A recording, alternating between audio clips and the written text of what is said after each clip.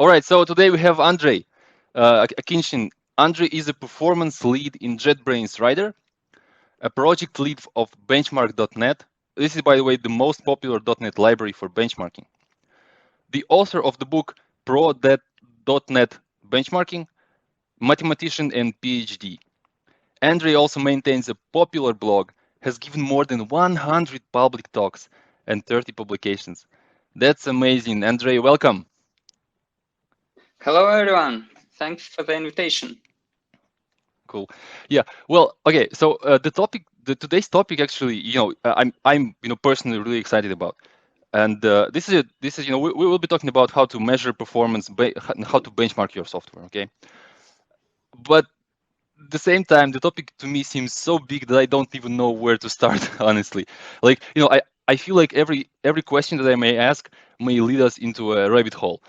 But anyway, let me maybe start with the most, or maybe actually not really naive question. So suppose I have two programs, right? Both of them, for example, I don't know, sort an array.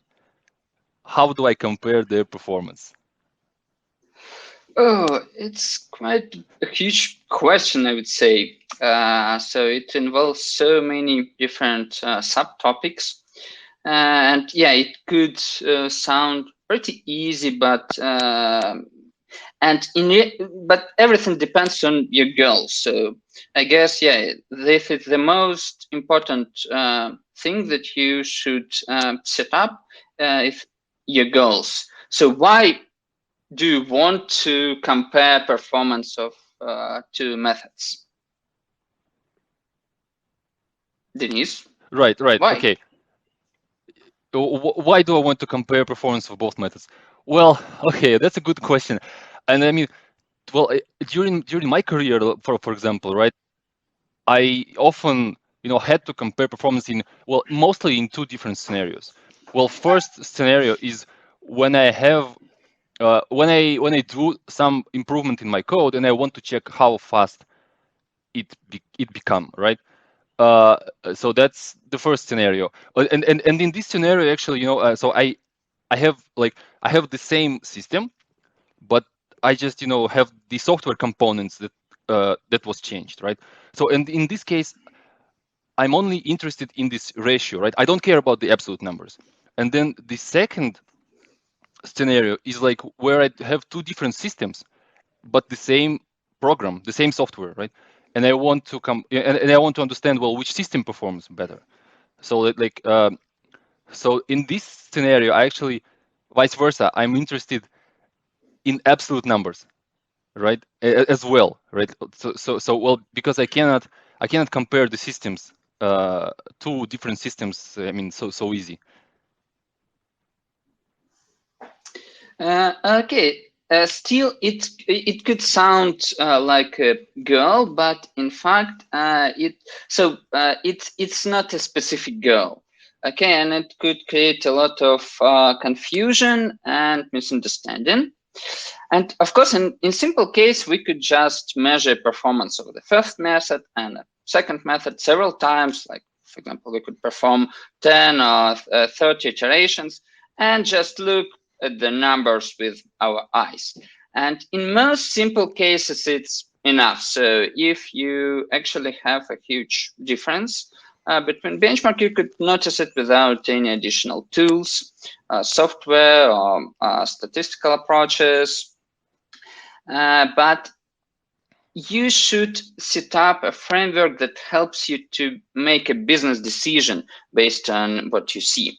So again, in most simple cases, it doesn't matter. So you don't need tricky business requirements to make a decision. For example, if one method takes 1 second and another one takes 20 seconds, everything is obvious.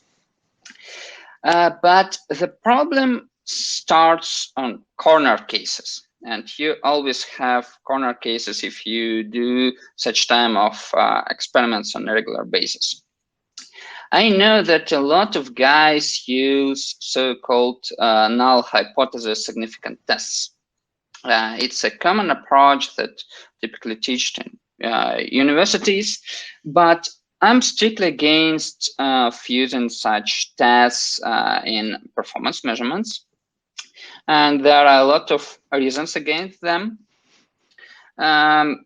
So let me start with a few examples. An example number one. So imagine that you have performed, I don't know, 10,000 of iterations for a method, and all of these iterations takes about 100 milliseconds. Next, you make some changes in the source code, run 3 more iterations, and all of them takes 5 minutes. Okay, before 100 milliseconds, after 5 minutes. Obviously, we have a performance degradations here, a noticeable one.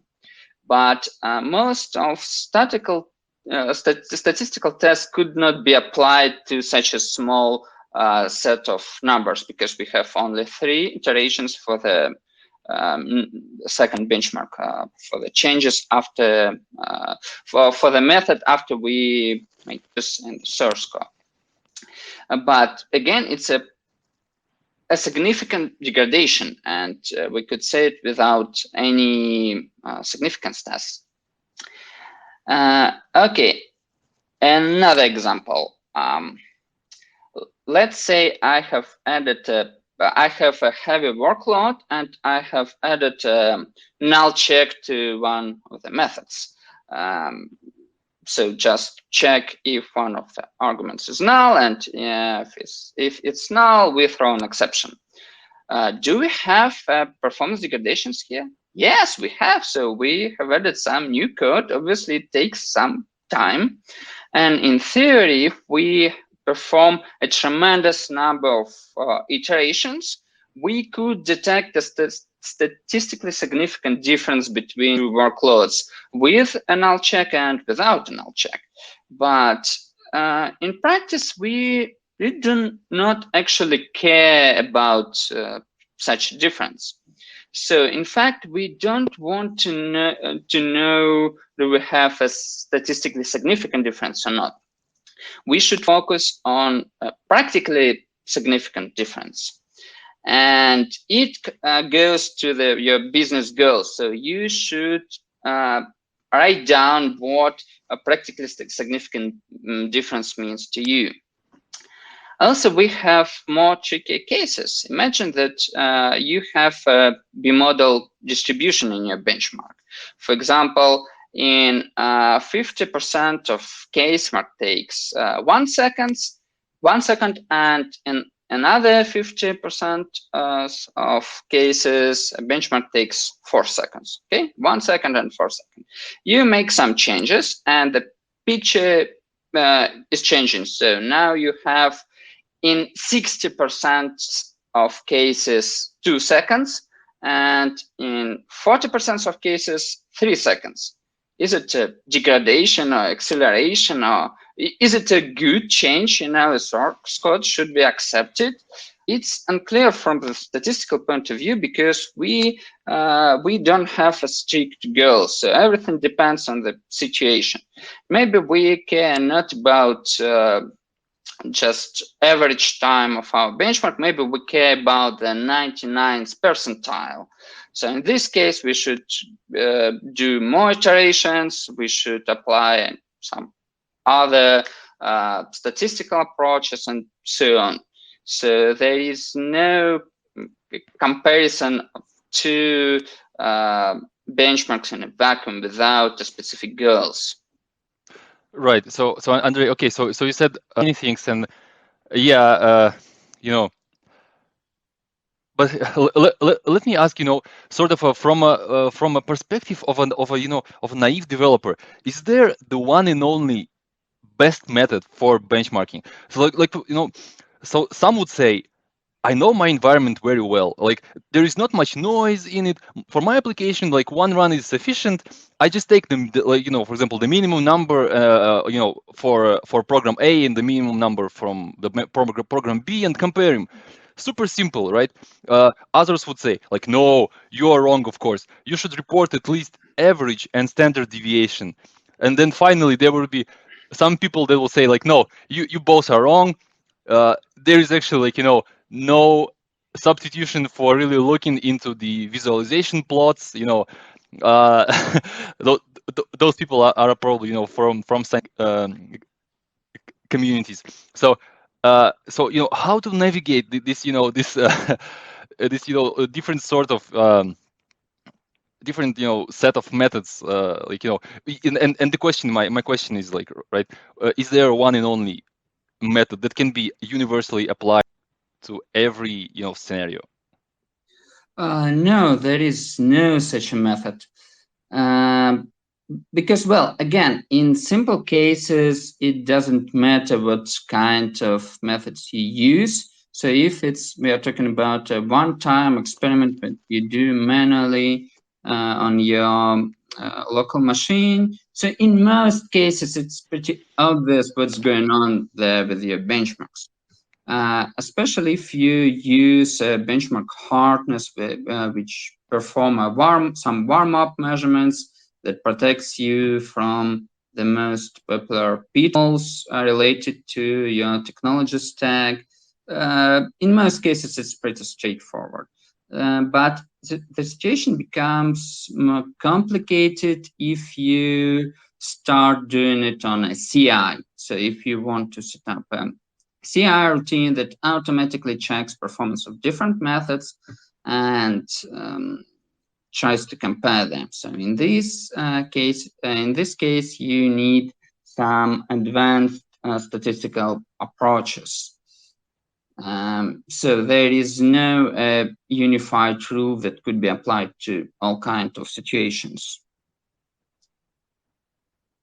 Makes sense to me. But okay, so going back to this scenario where I need to understand whether I improve performance or not, right? So I compare program A and program B. They do the same functional thing, right? And I want to have just a single number for both programs A and B, and then just simply take the ratio. So can I do that? Like, can I so I measure program A, for example, like 100 number of times, and then I measure the program B the same 100 number of times, and then I want to extract some representative value from both distributions and compare those single numbers, right? And take the ratio. Is it possible? Well, again, depends. So if we are talking about a single number, in statistics, we typically call it a measure of central tendency. If you want to calculate such a number, the arithmetic average is not a good option because we could say that it's not a robust metric. What does it mean? So imagine that we have performed 10 iterations. 9 of them take 100 milliseconds, and the last one take 5 minutes. Because, for example, we have a race condition that happens accidentally, and the benchmark stops by timeout. So if we evaluate the arithmetic average, it will not show a proper result that describes the whole sample. So a common alternative to this approach is taking median. Okay, and so again, in most simple cases, the median is what you want to have, that you want to analyze. And in most cases, it's enough to just look at the median. But even with the median, there are a lot of different nuances. So if we want to use a straightforward approach to estimate the median, everything is simple. If the number of elements in a sample is odd, we just pick the middle element. If the number is even, we pick the arithmetic average of 2 middle elements. Everything is simple. But if we do this, this number would describe the sample, but it wouldn't describe the distribution. Because if we repeat the experiment several times, take several samples and estimate the median for each of them, we will get different numbers. Yes, and with this straightforward approach, the difference between numbers could be huge, much more than we could expect that we want, we desire. And to solve this problem, there are other approaches. There are so-called quantile estimators that tries to make a best guess of the whole distribution median based on the given sample. And for example, I'm fan of an approach called the Harrell-Davis quantile estimator. The idea is simple. So with the straightforward approach estimating the median, we use one or two sample elements to get the final results, right? But with the Harrell-Davis quantile estimator, we use all the sample elements. We assign a weight to each sample elements according to so-called beta distribution. These weights are high at the middle of the sample and low at the tails. And next, we just calculate the weighted average of all sample elements. This approach, in most cases, it would provide much more accurate estimates of the median that we are looking for. But in some cases, when we have extreme outliers, the Harrell-Davis quantile estimation could be corrupted by these outliers, since we use all the sample elements with positive weights, right? And it's a huge problem. And recently, a few weeks ago, I have published a paper on arXiv that suggests achievement modifications of the Harrell-Davis quantile estimator. So the idea is simple. We use some sample elements, not all of them, but not only two. We pick an option in the middle, and it allows to get an acceptable trade-off between the estimation robustness, which means how resistant it is to outliers, and its statistical efficiency, which shows how precise this estimation is. Again, you probably need all of this knowledge if you want to set up a automatic check on your CI, and you want to super reliable approach to estimate the median. But in simple one-time experiments, you could just use the most simple case, the straightforward median estimator, and it will be okay. But you should keep in mind that the median is not the only quantile we have. It's kind of describe that central tendency of the distribution, but it doesn't describe the whole distributions.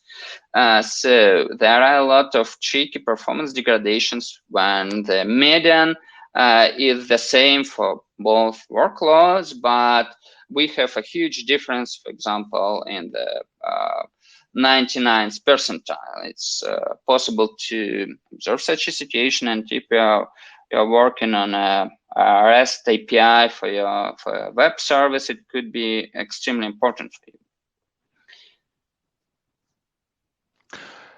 Well, okay, so right. So yeah, so it sounds to me like you just gave us exact steps to implement our own benchmarking software tools. But and by the way, let me ask you, so the method that you just described, so is there any software support like in existing tools? So you see, so so the tool that I am looking for is some kind of the tool that I just give I just plug in the whole distribution in it, right? And it gives me, for example, or actually I plug it into this tool two distributions, and it just compares them, right, automatically using all those statistical sophisticated algorithms that you just described. So is there software support for those methods that you just described? Well, if you're looking for these exact methods, you can find it on my GitHub. So I have a project called Perfolizer, Basically, it's a C# library that has a lot of statistical algorithms for software performance analysis.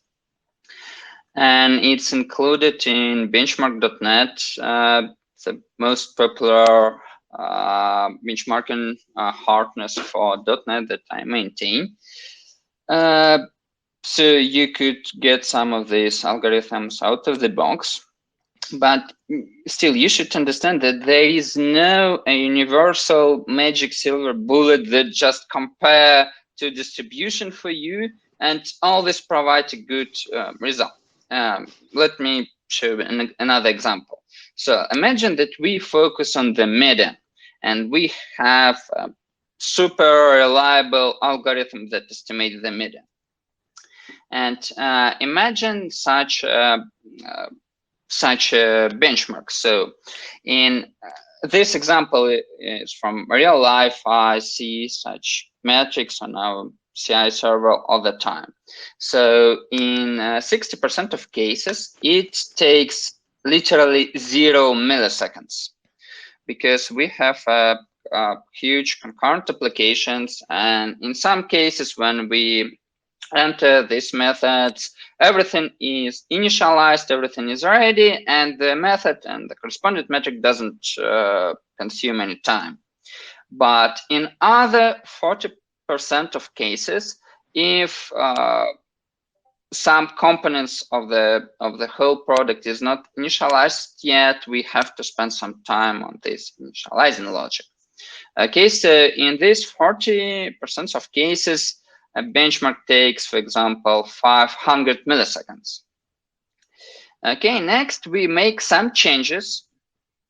And after these changes, in the first 60% of cases, we still have 0 milliseconds, exactly 0. And in other 40 cases, we have 5 minutes, a measurement which is about 5 minutes. Or 5 seconds, doesn't matter, much higher than we get on the previous step. By the way, so have you seen this on practice? Like, yeah, I mean, to me, okay. Yeah, that's funny. I literally look at this every day, and to be honest, I'm still struggling, trying to find the best way to compare such metrics. The constant source of problems in our set of performance tests. And the big idea is that the median is 0 in both cases. But it's not the only problem. So in the beginning of this event, the variance and standard deviation, which is a measure of spread, a measure of variance. Yeah. The classic standard deviation is also not a robust metric. So a single outlier could lead to a completely corrupted and unreliable estimation of the standard deviation, which is a huge problem. And we have some robust alternatives to the standard deviation. And the most popular one is called median absolute deviation. And the worst thing about this example with 0 milliseconds median is that the median absolute deviation is also 0. So if we use this specific estimation of a measure of spread, we have 0. So if our approach of comparing different distribution is based on the median and the median absolute deviation, we will need to detect difference. So we should move our focus to evaluating quantiles, for example, the third quartile, and only analyzing some other quantiles, not only the median, we could get a proper statistical picture. Also, if we speak about the difference, the practically significant difference, and how could we express this difference?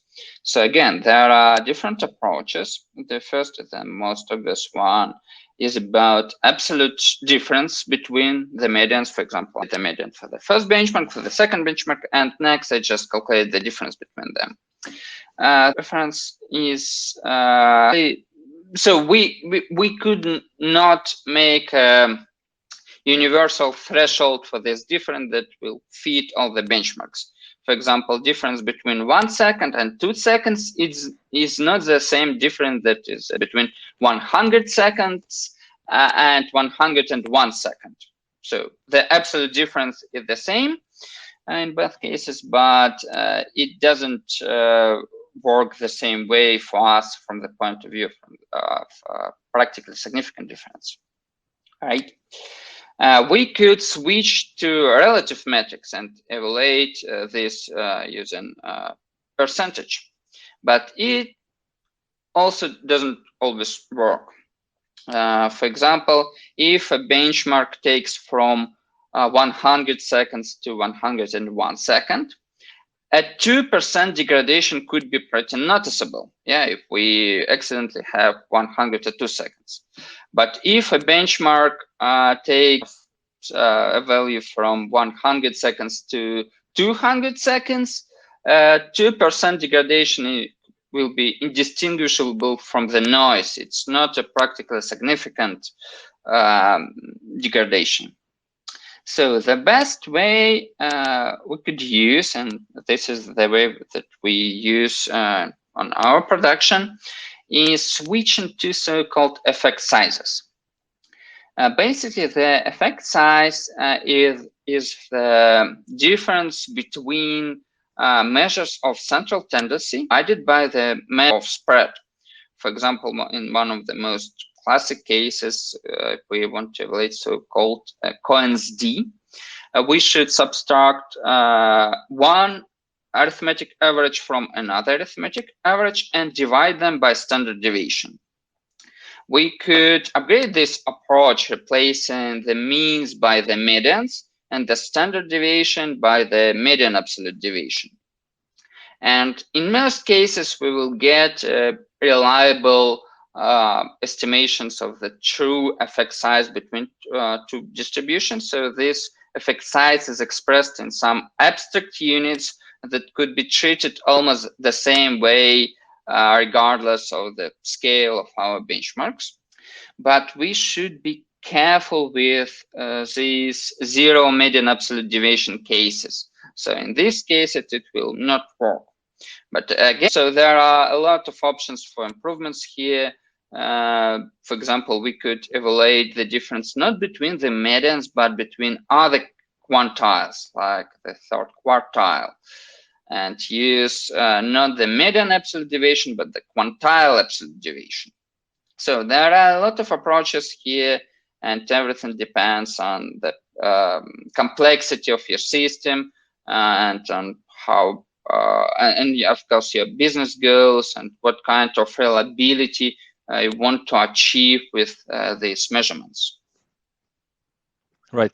Yeah. Okay. So yeah, cool. So we will get to noise a little bit later, but before that, let me ask. So so how do you choose how much iterations to make for the benchmark, right? So like yeah, I mean no, because for example, there could be benchmarks that run for I don't know a few seconds, right? And there are benchmarks that run for 10 minutes. So how do you really keep this number small enough but representative of the real program, right? Well, the number of iteration also depends on your business requirements and goals. Again, so this is the universal answer for all of your questions. Well, again, so there is a rule of thumb for one-time experiments. So just take 30 iterations for each of your benchmarks. 30 is the magic number from mathematical statistics that actually works in most simple situations.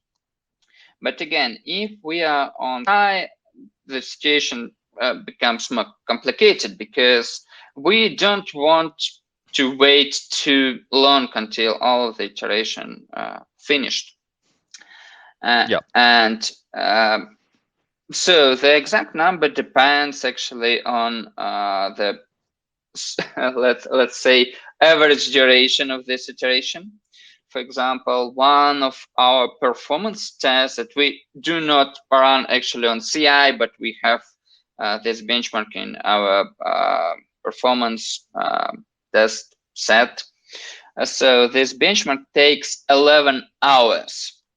And so Wow. if you want to run this benchmark 30 times, it would take 2 weeks, which is quite unacceptable. But if a benchmark takes 100 milliseconds, it's typically not a problem to run it 30 times, unless we have billions of such benchmarks. So we should, first of all, we should set business requirements. What the maximum time that we want to spend on benchmark, because this time is huge. It would lead to a situation when you wait for the benchmark results too long, or you pay too much money on the cloud service where you run all the benchmarks, right? In my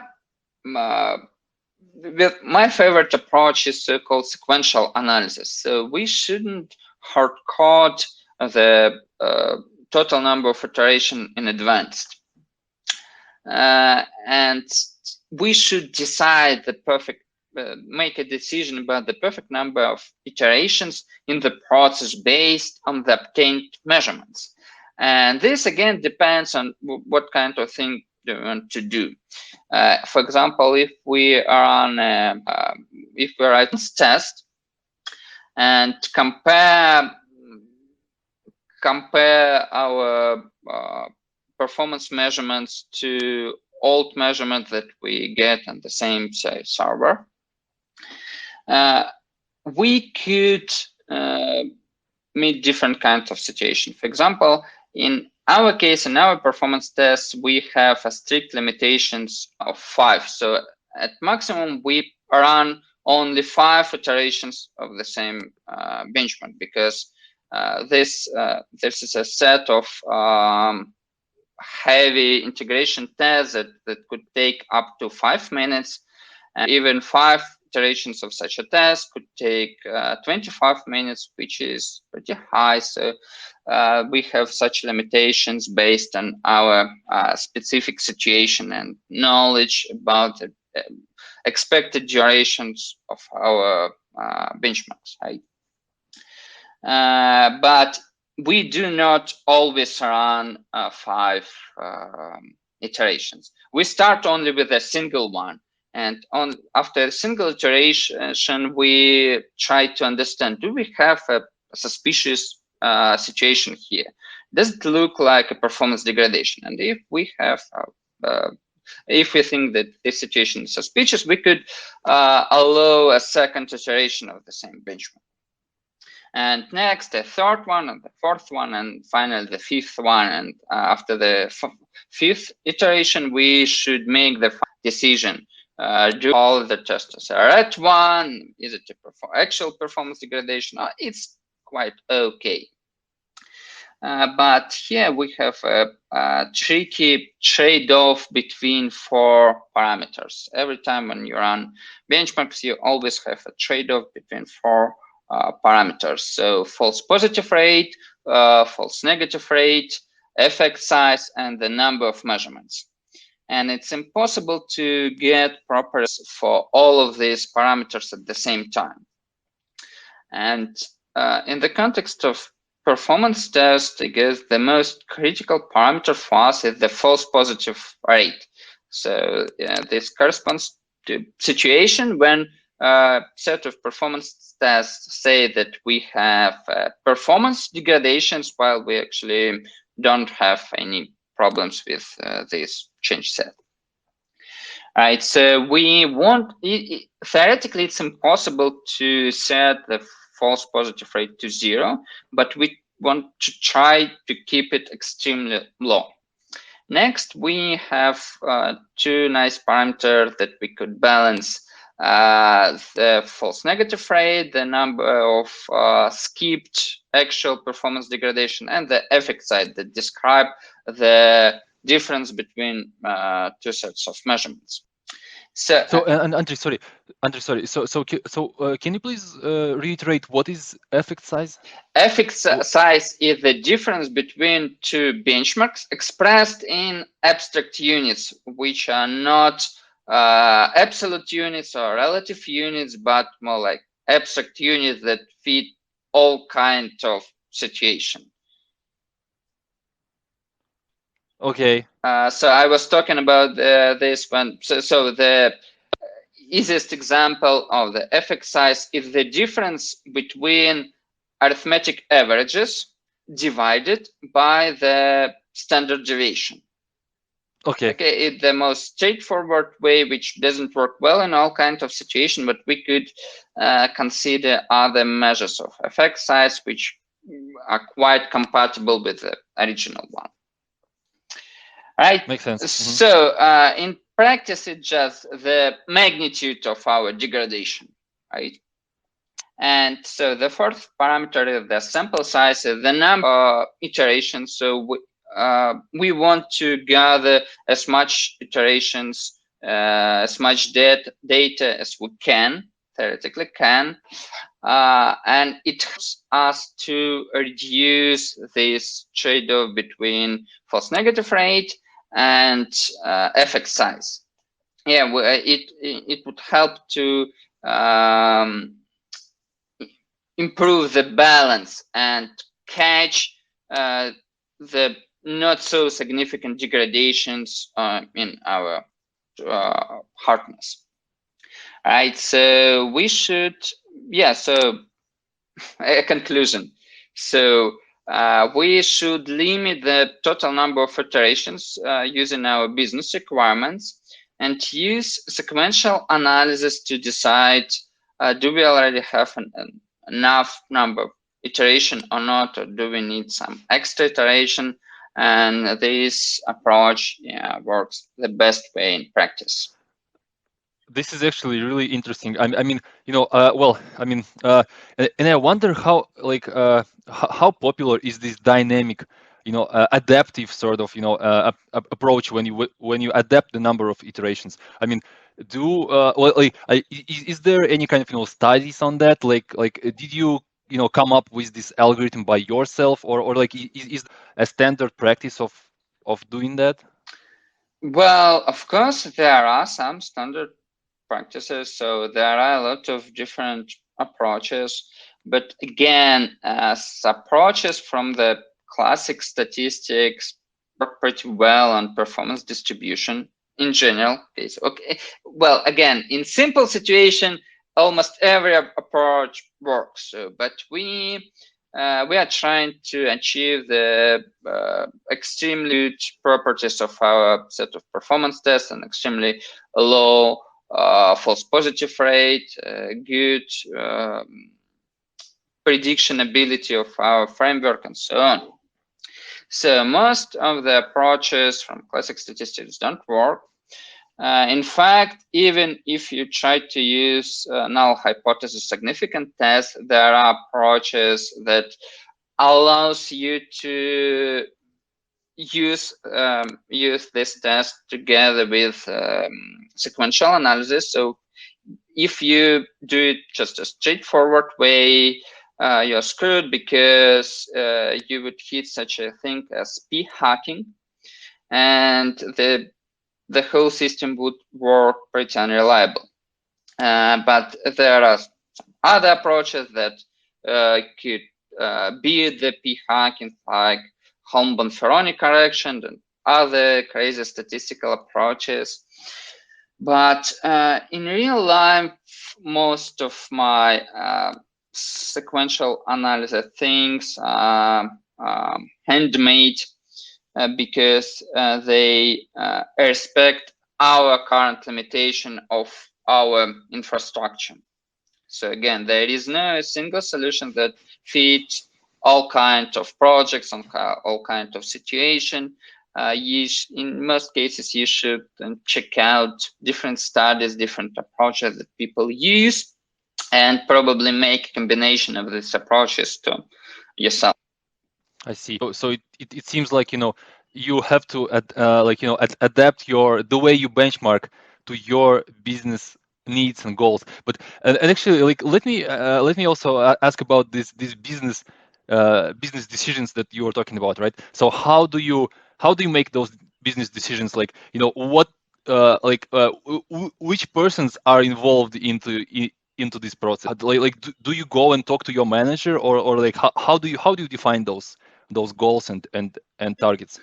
Well, yeah, we decide together with our teammates because, well, we should solve some other questions. For example, how many hardware devices could we afford? For example, in our case, if we're talking about performance tests and rider, currently we have about 32 hardware devices to measure performance, 10 Windows machines, 10 Linux machines, and 12 Mac Mini devices to measure performance on macOS. And it allows us to get an acceptable throughput of the whole set of performance tests. Yeah, right. Next, we have a flow of people who would like to check the performance in their branches. And we have quite a huge project. So we have about 20 million line of codes, and we have 100 developers that do commits to this source code base every day. And in our team, it's impossible to merge a branch directly to the master branch without any checks. So we have a special workflow that checks that all of the unit tests and performance tests are green, and only after that your branch will be merged to the master branch automatically. And for example, the number of such branches that we would like to merge to the main one is an external factor that we could analyze and use to set up our business goals. And another option, another factor that could affect our decision is the amount of time that we could wait until all tests are passed. Right, and we try to keep this amount of time low. For example, the current average is about several hours. So, for example, we just could not afford waiting 12 hours until all of the performance tests are finished. Yeah, so it's an external limitation. So we have a limited hardware, we have a limited amount of time that we could wait for the results of this performance test, and based on all of these external factors, we just decide how much iteration we could afford. Sure. Yeah, that makes sense to me. But let me also ask about about those about visualizing plots, right?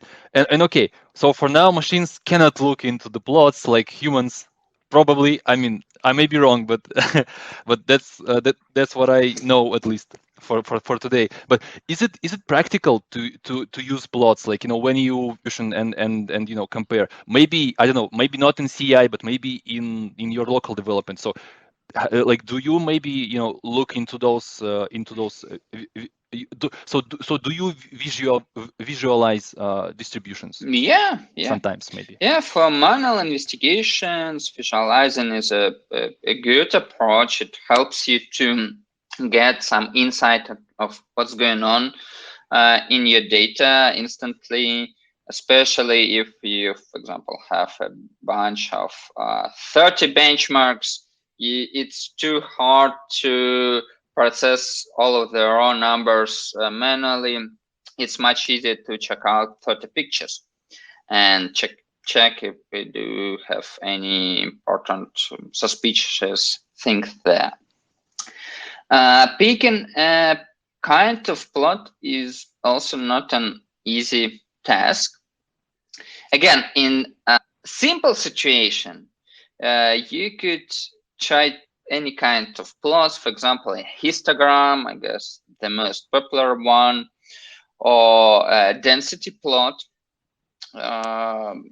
Most of statistical packages provide a way to build so-called kernel density estimation, which highlights the area that contains most of your own measurements.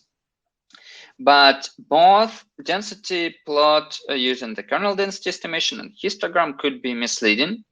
You could find some examples in my blog. So I wrote in fact, for almost for all of these misleading metrics, I tried to write a blog post. I have a blog post about misleading histograms, density estimations, variance, I don't know, kurtosis, skewness, all the metrics could be misleading. And we should understand that most of these visualization tools are designed for the normal distribution. And in real life, performance measurements are never normal. Okay, they could have any kind of forms, but they're not normal. And if you use, for example, the kernel density estimations with the default kernel and the default bandwidth selector, you could get an unreliable picture that would mislead you, because the default methods typically are not designed for multimodal distribution. They're designed only for the unimodal distribution, like the normal one. So they could hide some important properties of your data from you. And again, so another problem, so if you build such a density plot, it will not match your quantile estimation that you measure, because these are two different ways to estimate the properties of your distribution, the kernel density estimation and the quantile estimator. And again, in my blog, you could find a blog post about so-called quantile respectful density estimation. So the idea is simple. We estimate all the quantiles using the Harel-Davis quantile estimator. And next, we build density plot based on the estimated quantiles. So both density plot and quantiles are consistent, and you will not hit such issues with hidden multimodality effect. But if you want to go with a straightforward approach that is available out of the box in your favorite statistical software, probably you need just a kernel density estimation. Just pay attention to the thing called the bandwidth selector. If you see that a rule of thumb is used by default, it's not what you actually want. For example, my favorite bandwidth selector is called Shazer and Jones. It's available, for example, in the R programming language. Out of the box, you just find that you want to use this specific approach, and in most cases, you would get a reliable plot that corresponds to the raw data. Okay, right. So let me just summarize the thing that you just said, right? So like before applying, standard methods like, average, median, standard deviation, and so forth, I need to check if my distribution is normal or at least unimodal. At least but what do I do if my distribution is bimodal? Like, is it a problem mark? Like, because I mean, well, to me, like multimodal distribution program experiences multiple behaviors, right? Multiple different behaviors, right? Yeah, that's a normal situation. In fact, there are tons of examples how you could get such a multimodal distribution. So the most simple cases are related to some caches. For example, you have a method that if we have a pre-calculated cached value, we just return it. If we don't have such a value in the cache, we have to estimate it. It's the most simple source of multimodality. Or if your application is concurrent, and if you have any logs, so you will most probably observe some multimodality effect on your performance charts, because the program is not deterministic and there are a lot of concurrency factors that could affect the overall total duration.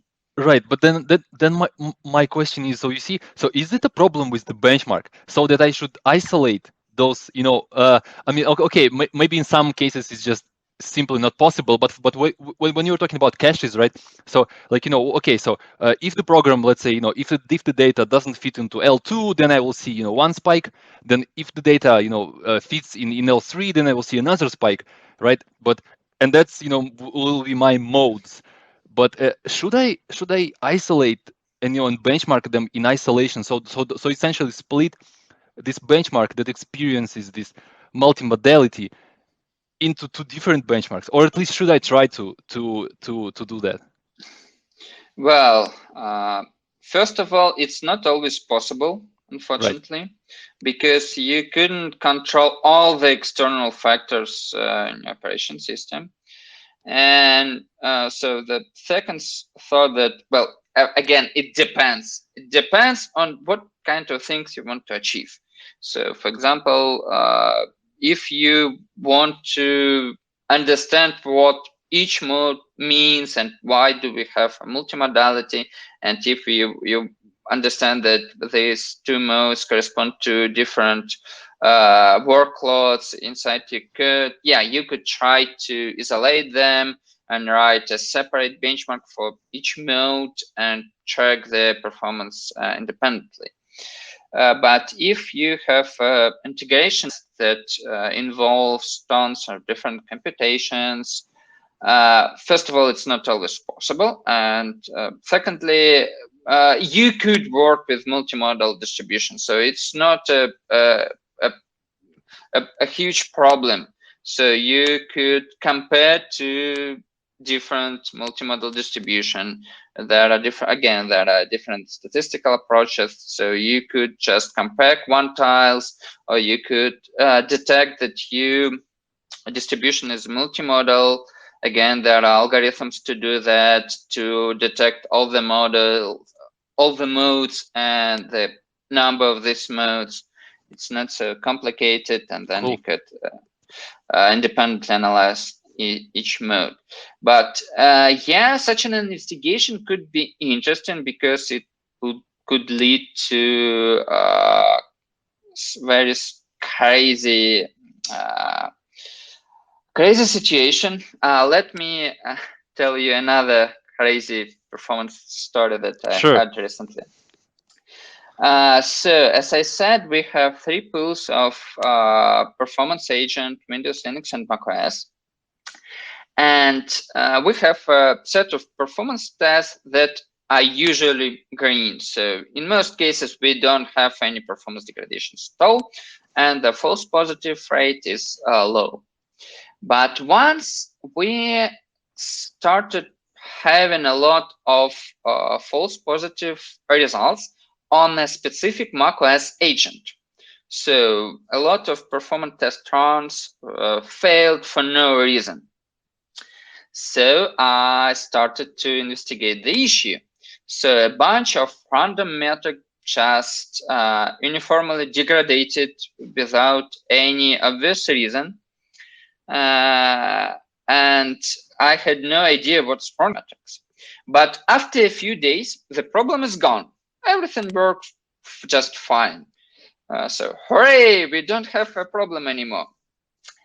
But after a week, we have noticed the same problem on another macOS agent.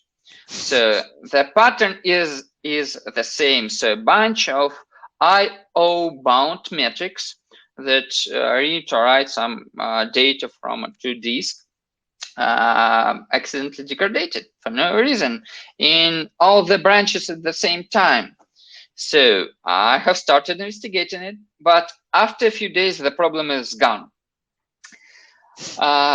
It wasn't easy to track down the actual problem, but we have a lot of diagnostics informations about our performance builds. It's really important to collect all the information about software and hardware that you could. And one of these collected metrics was the amount of free disk space size. And on this macOS agent, which are Mac Minis, we have about 250 gigabytes of the total disk size. And it turned out that once we have less than 50 gigabytes of free disk space size, the performance of disk-bound operations is reduced significantly. And this difference is practically significant from the point of view of our performance testing framework. And to ensure stability of performance test, we have found a simple solution. We just bumped the free disk space size requirement on our TeamCity settings. And now we require 70 gigabytes of free disk space size build, and it fixes the problem. But this problem wasn't so obvious, and it's a nice example of how external factors could affect performance of your application, even if you could not control it. And one more interesting thing about this Mac Minis, I guess the first stability problem that we had with them was about the thermal throttling. So just set up this 12 agent in our server room. We just stacked them and put one Mac Mini on another one. And these Mac Minis produce tons of heat, so they are hot, and they increase the temperature of each other. And since the CPU temperature is high, the Mac Minis reduce the maximum available CPU frequency to ensure that we will not get an overheat. All right, and it heavily affects performance. So currently we have enough space between these Mac Mini devices in our server room, and we log the current CPU temperature before and after each build on each performance agent. Nice. Nice. Yeah, cool. Let me ask maybe a weird question, okay, if you don't mind. So, I actually saw, some people, say that, well, I mean, screw up your statistical methods. I will just take the minimum, and then and they so they reason, the reason behind that is that so they know intrinsically how hardware works, right? So they know that there is some time that really the program takes, and then everything else is essentially an overhead, right? So for example, all these the CPU migrations that occur during the program of the execution of your program is essentially overhead, right? So I just take the minimum and I discard all the other samples, because I know that this is really the closer to the time that my programs run. I mean, so do you like do do you do you think that there is there is a merit to that? Like is like what's your opinion here? Well, it could be an acceptable approach if it fits your goals and it fits your requirements and the whole situation and your technology stack and a set of benchmarks that you write and so on. But it could not be used as a general approach for all kinds of situations. So I agree, it could be used, and it could. So if you are happy with this approach, if it doesn't produce any false positives, if it catches all the problems, so yeah, you could use it. Why not? So, but my biggest advice is to verify all of your solutions. So you shouldn't just pick a random approach, like take the minimum value and that's all. You should try to break it. Yeah, you could try write such a benchmark, emulate such a performance degradation that will be noticeable and will be important for you, but your system just skip this problem. Right? For example, uh, in one of my previous examples, I told you about metric that could take 0 milliseconds, literally. And so if the minimum is 0, so basically you ignore all of the measurement that you collected. A single 0 measurement is spoil the whole picture.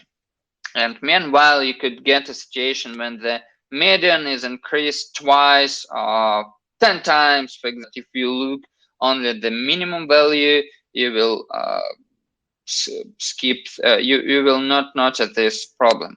Or if we are talking about a web server that process billions of requests, it's just insane to take the fastest request and say that, well, this request describes performance of our whole system.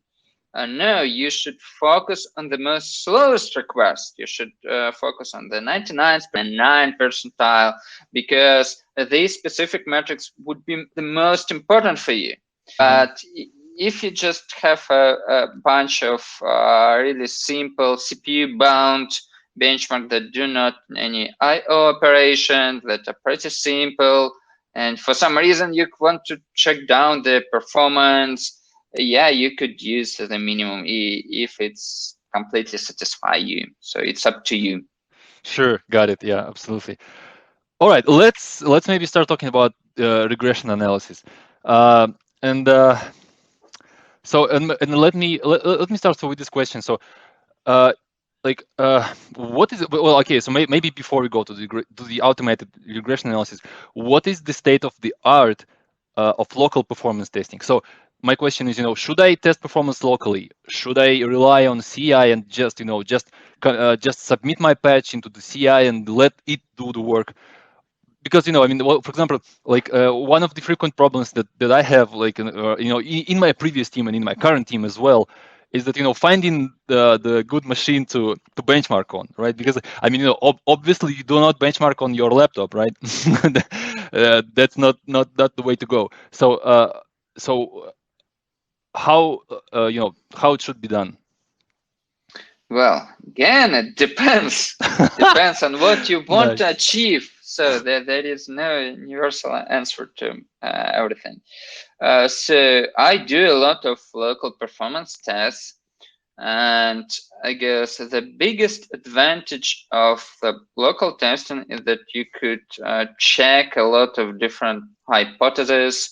You could check a lot of different situations. So when we are talking about AI, it covers only some specific cases. For example, if we are talking about an algorithm, so we have a fixed set of input data that we check in this algorithm. But locally, I could do much more number of tests. I could try different configuration, different parameter values. So I could perform a more broad performance investigation that covers not only our blessed performance scenario, but some corner cases. Maybe I could say some words about the complexity of the algorithm and check how it works on a huge data. A lot of things, but with the local machines, we have several problems. So it doesn't cover all kinds of hardware. for example, if we are interested in, so if your benchmark could be, if a benchmark depends on the operating system because it do some, I don't know, file IO or call some system APIs, the duration of this benchmark could varies across different operating systems like Linux, Windows, macOS. So, but if you have a local machine with a single operating system, you just you are not able to check other operating system. Okay, you need CI, and you need some advanced additional hardware in your home performance lab. And also on CI, it's much easier to provide a stable performance environment which will not be spoiled by third-party factors. And I know, so based on my observations, a lot of people, when they do some performance measurement, they're not tended to close all of the other programs. So it's okay for, even for my colleagues to run benchmarks, switch to a browser, and start reading some papers on the internet. The browser could heavily affect the benchmark routine, but again, it depends on our goals. So if I'm looking for 10 times difference between two workloads, I actually can read internet in my browser, because I know that the noise that is generated by a browser is not huge enough to spoil the experiment, because the expected difference is so huge that it's theoretically impossible to corrupt it. But if we are talking about 5% degradations, of course, it's possible, but it's quite tricky to achieve a stable performance environment on your machine. So you should turn off all of your programs, and you have to turn off all of the system processes. For example, recently we have started to apply new macOS images to our performance agent. So we just took the recent update of macOS and started to watch on the performance picture. And it turned out that from time to time, Safari bookmark sync service comes up and take a huge portion of your CPU. There is a weather widget that fetches data about weather from time to time from the internet, and it also creates some CPU noise. And for example, if we continue talking about macOS, there is Spotlight that indexes your disk all the time as a background activity, and it also could spoil your benchmarks. And on Performance Agent, we disable all of this system activity that theoretically could be disabled. In the local environment, if we want to get a super clean experiment, it's very hard to provide such an environment each time. But again, it depends. So for some majority checks, when we want to get the first impression of the performance of our software, you could do it straightforward without worrying about some external factors. Mm-hmm. Yeah, that makes sense to me. Okay, and then since we started talking about noise, so are there any situations where you do not want to eliminate this non-stick behavior? Like for example, when this program will be actually deployed on your customer hardware, there will be a lot of noise there, right? So users will do write emails while your program is running. So and in this sense, it will be much represented, more representative, if you will actually let this noise in. And again, so let me repeat the question. So are there any situations where you do not want to disable this non-deterministic behavior which causes a lot of noise? Yeah, of course. So again, everything depends on your goal. If your goal is to understand the impact of the third-party noise to your application, yeah, you should. You could check different configurations. For example, in our IDE, on Windows, we typically recommend people to disable Windows Defender, or at least add your working directory to the exclude list, so that when you build your project, the Windows Defender will not affect the build time, right? And so when you're working in an IDE, you could get such a pop-up notification that says, hey, we have noted that your Windows Defender is on. So do you want to exclude your working directory from this scanning? And we had a separate performance investigation where we compared performance of different workloads with and without enabled Windows Defender. So because it was the primary focus of our investigation, understand the impact of this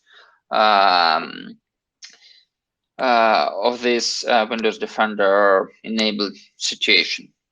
For example, if we are talking about I don't know, testing performance of some mobile applications. Okay, there is an external factor called internet speed. And for some basic tests, you could just connect your phone to the local Wi-Fi, which is extremely fast, so that you could do some basic performance checks. But in real life, people do not always have good internet connection. For example, if I go to the woods, I could get a bad signal, so that my internet speed would be extremely low. And so there are a lot of different ways how we could emulate the slow internet connection speed. From some regular one, like an additional software that emulate the package drops, or adjust your internet bandwidth and the operating system level. But I have read about other more crazy experiments. For example, in one company, developers, in order to verify the application performance in the situation of a low connectivity, they put their phones to a microwave, because if you decide to try this experiment at your home, do not turn on the microwave while you have your phone inside. But it's a cool way to emulate such a stress situation for your application. Again, if you worry about this specific factor that could affect performance, yes, you should try to emulate it. But again, look at your goals. So if you just want to set up a set of performance tests that covers some basic scenarios, you should try to achieve the cleanest performance environment get. Sure. Yeah. Okay.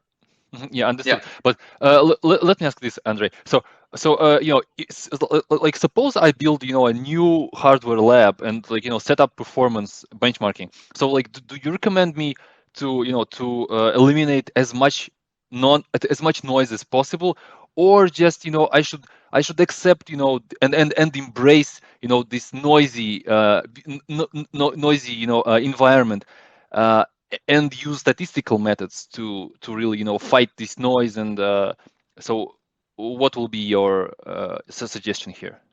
Well, my suggestion for the first iteration of setup in such a framework, such a lab with performance test, my recommendation is to eliminate as much noise as you can, because the biggest requirement to the set of performance tests is repeatability. Your results should be repeated. And if you're not able to get a reproducible set of performance numbers, it would be extremely hard to work with them, because your overall, so again, you could do something with it using statistical methods, but your precision would be quite low. Right. So for example, you could down 500% degradation, but you will not be able to check down 50% degradation, for example. Sure, yeah, understood. But okay, so let me ask this question. So how far should you go into, really, disabling, all the noise? Because, like, okay, so you mentioned you disable Windows Defender, right? But what else? Like, I mean, do you go like, disable frequency scaling? Like, do you go disable, I don't know, maybe like hyperthreading in some cases? Well, I mean, and you can go, so far, so down deep. So how far should you go? Well, not so far. Well, from the first step, I would recommend to disable everything that is easy to disable. Like, for example, we disable the dynamic frequency, CPU frequency changing. We disable Windows there. We disable some well-known operating system processor that do some CPU noise in the background all the time. But for example, we do not disable hyperthreading. We do not disable some low-level things that are acceptable only from BIOS, and so on. So do some simple steps that will not require some crazy workarounds to actually get these settings adjusted to the proper values. And then start to monitor your set of performance tests and solve problems one by one, like in the agile style. All right, so if you see a problem, you investigate it, and if you understand that this problem is caused by some external factors, and you understand that this impact is quite high for you, and it doesn't allow you to achieve your goals, desirable level of performance checks, try to eliminate this third-party factors, like we did for 70 gigabytes free space size requirements for our Mac Mini agents. Okay, we didn't know that. So we had some requirements for free disk space size, like 5 or 10% of the total disk space size, and we thought that it's okay until we have found that it's not okay. It actually leads to actual problems in terms of stability. Only after that we have decided to fix this problem somehow. Yeah, makes sense. But okay, so what about cloud infrastructure or any other infrastructure that you do not control, right? So okay, so you have in your own lab, you have all the access in the world, right? You can eliminate all the non-deterministic behavior as much as you wish, but how about those environments that you do not control, like and when you measure in production, right? I mean, obviously, it's sometimes useful to collect, production level statistics. So do you again accept this noisy environment and just use statistical methods? Yeah, well, of course, if you if you can't do anything with third-party factors, yeah, you have to embrace them. And if it's always possible to process this data, but you should be ready to some unpleasant effects. I have another interesting, funny story. So once we have decided to monitor the raw durations of our unit tests. So these tests are not executed in a special super high clean performance environment. They are executed in a virtual environment on a huge machine with about different virtual machine on it, right? But we decided that, well, it should be possible to check down some major degradation, major changes in unit test duration. For example, if a test typically takes 1 second and then it takes 10 seconds, we could detect such a huge degradation, right? Regardless of the noise. So we started monitoring the set of these duration time series, and we have observed an interesting situation. On Saturday, all of our tests had minus 10% to the durations. So a huge speed up of all of the unit tests. Okay. But on Monday we had degradation. So noticeable performance degradation. So basically, all of this duration time series turned back to their original Friday values, and we have observed such a situation on each weekend. So why? Because all of this virtual machine had separate CPU cores, but they have shared the disk, right? So, and the disk read-write operations have a limited bandwidth, so they're limited. And during weekdays, we have a huge pressure on our CI farm. So there are literally all of the agents are occupied, and since all of them share the same disk, they introduce noise for each other. They slow down each other. But during weekends, we don't have so much builds on our TeamCity agents. So the disk bandwidth is not a problem anymore, because it's enough for all the agents that are currently executing unit tests. All right, and so we should understand such an effect, and we should in our analysis. So we shouldn't fire hundreds of notifications about changes in performance each Saturday and each Monday. We should handle such cases somehow, or we should increase our effect size expectation. So we are not going, for example, to report 10% degradation or 50% degradation. We are going to report only 200% degradation, right? So somehow we should modify our expectation of the whole infrastructure to achieve our goals, achieve what we want to achieve. Mm-hmm. Yeah, that's interesting. Yeah. Okay. Yeah, I mean, I want like those jobs that you run, so they are not queued up, right? So they allowed to run in parallel, right?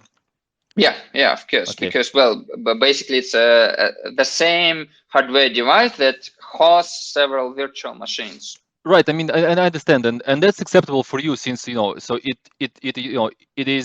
is according to your goals, right? So you are exactly. you are not measuring the difference in like 2 or 3% performance. You are focusing on like 200% difference. I mean that's understandable to me. Okay, let's quickly touch on regression analysis, and how do you actually detect performance regression in your CI. So like so are you just and then let's maybe start with like what is the role of the CI regression analysis system?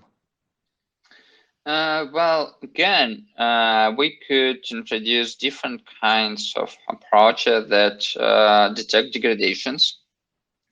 One of these approaches that we already discussed is a set of performance tests that instantly notify you about found degradations. But another approach is a retrospective analysis. With this analysis, you analyze the history of performance measurements over last week, months, or last year, and then you try to find some performance anomalies in this time series. Here we need an algorithm called change point detector. And again, there are a huge number of different change point detectors, and they fit different kinds of situations. So again, there is no single change point detector that I could recommend that that fit any kind of time series in general case, because there are requirements.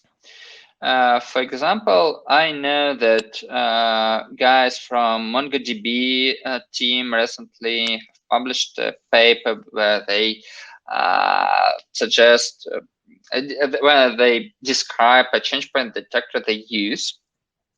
And they report this change point detector works quite well for them, but it will not quite well for us because we have a tremendous number of time series. We literally have to process millions of different time series that have thousands of data points. And from this point of view, performance of the change point detector itself is crucial.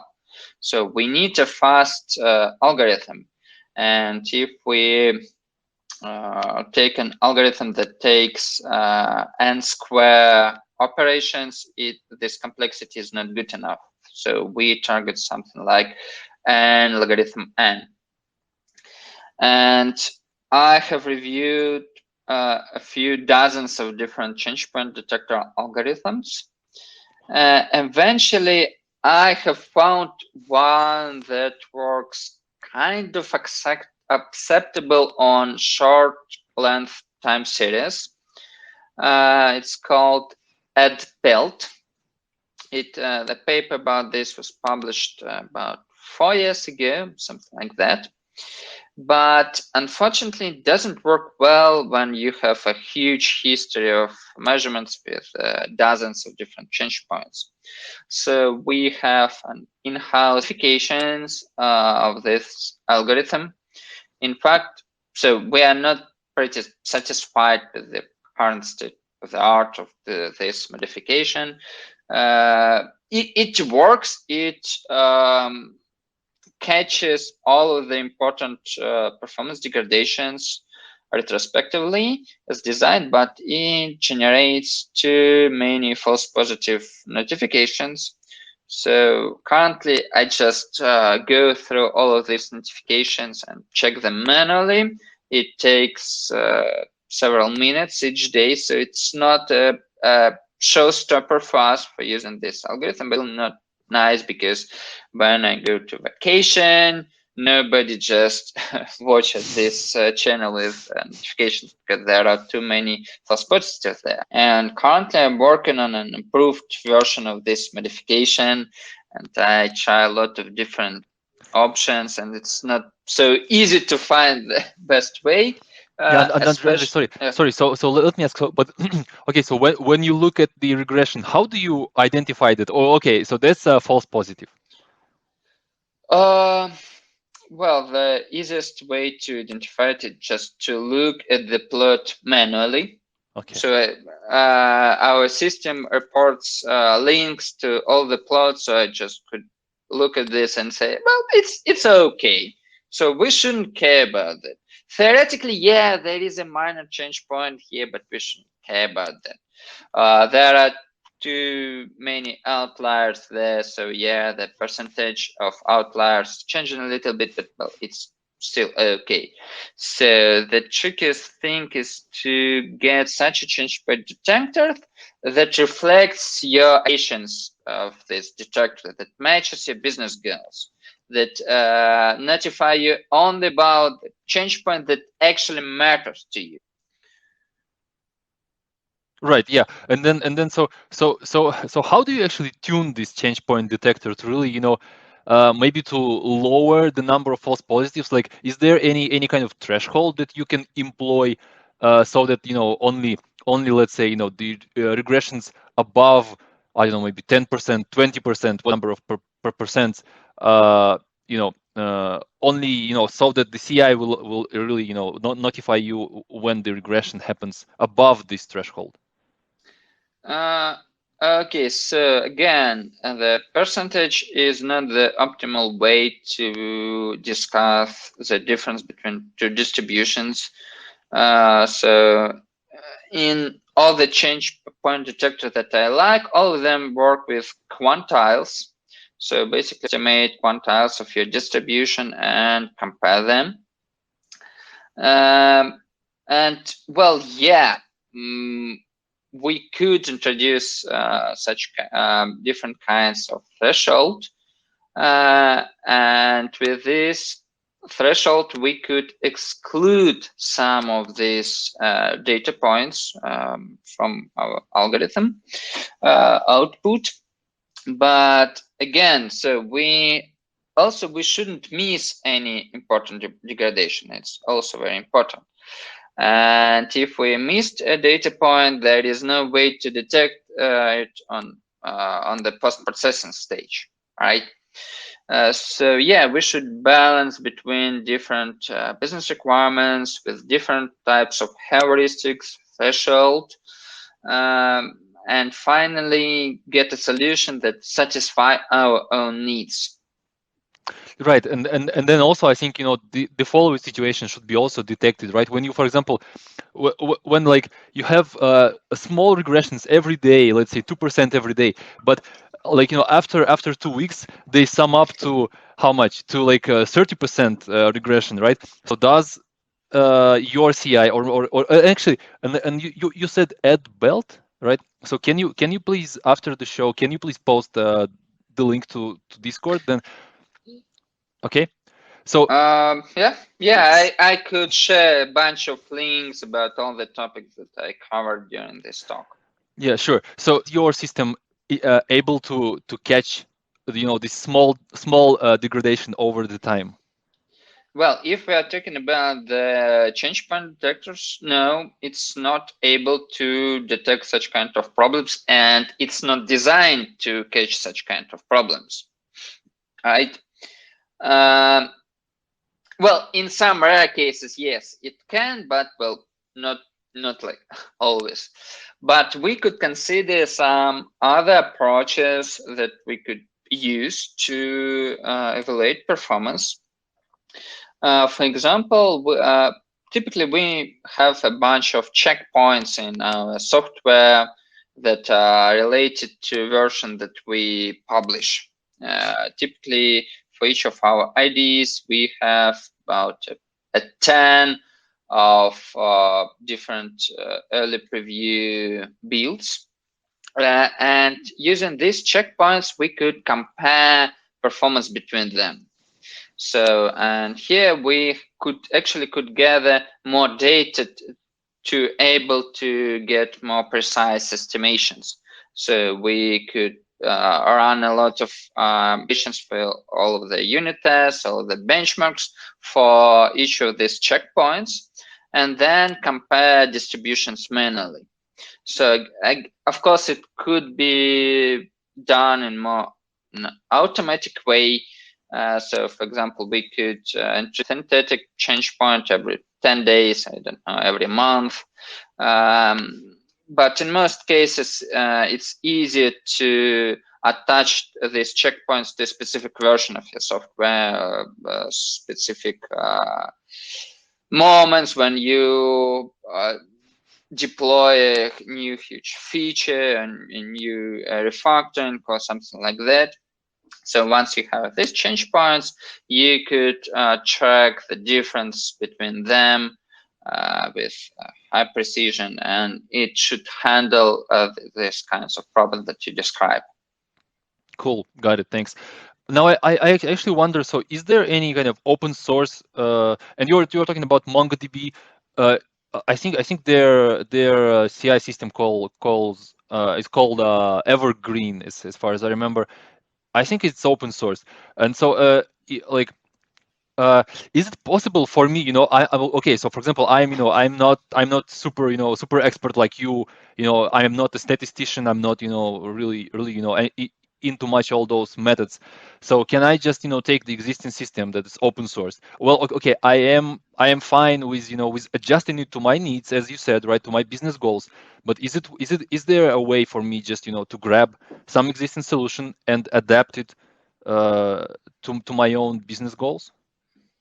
Well, yeah, there are a lot of different implementations of different algorithms, so you can pick them based on your technology stack. As I said, I have a bunch of them in the Perfilizer package. It's C# only currently, because I guess I want to port them to other languages, but currently I have no answers for all the questions. So I improve Perfilizer all the time and all the algorithms, and try to find better ways that would work at least for our processes inside JetBrains. But yeah, you could use them, and even if you don't know C#, it's not so hard to write a simple hello world-like program. Just fetch data from one place, execute a specific method, and write results to another place. So it shouldn't be too hard. So yeah, you can do this. But even if you don't like C#, you could check out implementations of these algorithms with other languages. For example, if you're using the R programming language, it has almost all the possible statistical tools you need. I'm not sure about the Python. But I guess you could find most of the algorithm in Python as well.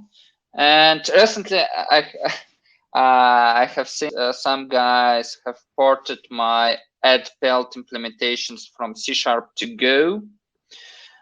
So if you are a fan of Go, you could also could try this algorithm. So yeah, it's a technology stack, so you should just look for tools you need. All right, cool. Yeah, let's make sure we post all the links in the Discord channel, or actually there's a show notes. Thanks, Chad, again for keeping those show notes. I really appreciate that. All right, I think we'll be wrapping up slowly. Andrey, okay, so let me I cannot keep myself from asking this. So you wrote a whole bunch of papers. So well, first of all, what are those papers about? Like and how and on a personal level, my question would be, how do you manage to do public work? Like you do a lot of talks, papers and blogs. Well, to be honest, recently I do not a lot of talks or actual academic papers. Mostly I do blogging, and I publish another blog post every Tuesday. This is the kind of schedule that just works for me. Most of these blog posts are not so deep, are not so well quality blog posts. Most of them are just my raw notes on different statistical subjects when I discuss different kinds of problems. For example, how misleading the variance could be, or how could we adopt this algorithm to this specific case. Or for example, if I have learned a new algorithm and I have implemented it, I could write a blog post that explains the idea of this algorithm. For example, once I have found a nice algorithm called P-square Quantile Estimator. It's a sequential quantile estimator that allows you estimating the specific quantile as like a median without storing all the values. It's not so complicated, but I just have found the paper, I read it, I understood that, yeah, I really need this algorithm in production because, yeah, we want to describe medians and high quantiles of some performance metrics, but we don't want to introduce a huge memory footprint, keeping all of the measurements in memory. So I just learned this algorithm. I wrote a blog post.